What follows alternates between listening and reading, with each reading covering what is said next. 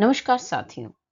आइए, जैसा कि हम सभी जानते हैं, आयुर्वेद के अनुसार एक कहावत है कि जैसा अन्न वैसा ही मन।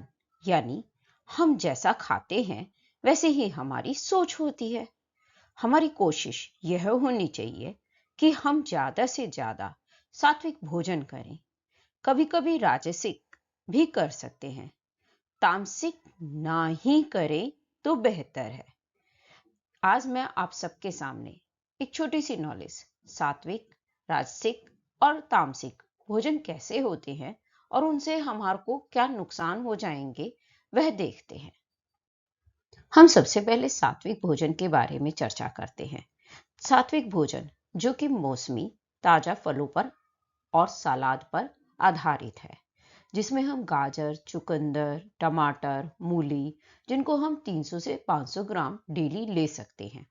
और साथ ही मौसमी फलों को खा सकते हैं, जैसे कि आपका सेब आ गया, केला आ गया, पपीता आ गया, पाइनएप्पल आ गया, इन सबको आप खा सकते हैं।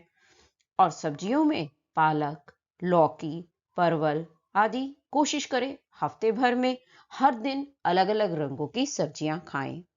हर दिन 2 कटोरी, कम से कम 2 कटोरी दाल आप जरूर खाएं। और भूख से कोशिश करें कि अपना थोड़ा सा 20% ही खाएं अपनी भूख का।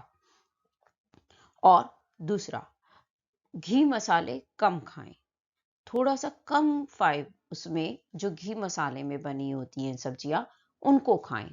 दूसरा, क्योंकि इन सब्जियों में फाइबर अच्छा होता है, तो पेट को पचाने में भी मेहनत नहीं करनी पड़ती है और हमें कब्ज जैसी शिकायत भी नहीं होती है। तो ध्यान रखिएगा, सात्विक भोजन सबसे अच्छा भोजन। आगे बढ़ते हैं, राजसिक भोजन कैसा भोजन होता है।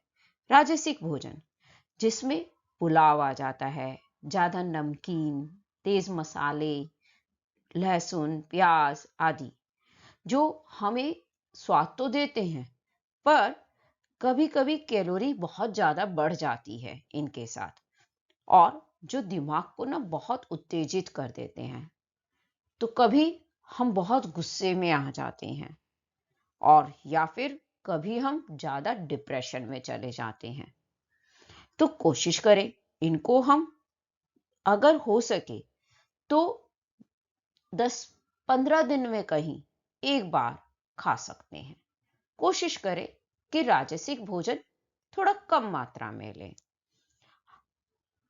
इसी के साथ तामसिक भोजन, तामसिक भोजन जिसमें हम सभी जानते हैं, जो कि हमारा जंक फूड आ जाता है। तामसिक भोजन जिसमें अल्कोहल, आपका आपका मांसाहारी भोजन है, बासी भोजन है, जैसे कि बर्गर, पिज्जा या नूडल्स, जो कि मैदा के बने हुए हैं और जो हमारे शरीर में खाने के बाद सुस्ती पैदा कर देते हैं।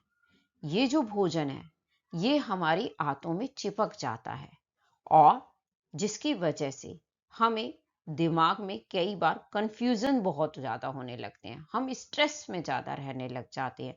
शुरुआत में तो हमें बहुत अच्छा लगता है, पर धीरे धीरे धीरे धीरे हमारा शरीर आलस से भर जाता है और मानसिक बीमारियां हमारे शरीर में घर कर जाती हैं, और जिसका नतीजा ये होता है कि हमें स्ट्रेस और साथ ही एंजाइटी जैसी प्रॉब्लम से गुजरना पड़ता है। डिप्रेशन बहुत हाई लेवल पर हो जाता है।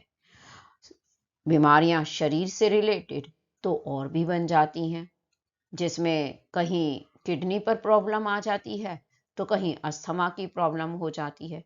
शुरुआत में तो हमें ये भोजन बहुत अच्छा लगता है, बट जैसे जैसे हमारी एज बढ़ती है, उसके साथ साथ ये भोजन हमारे शरीर को और हमारे मन को बड़ा नकारात्मक भाव देता है।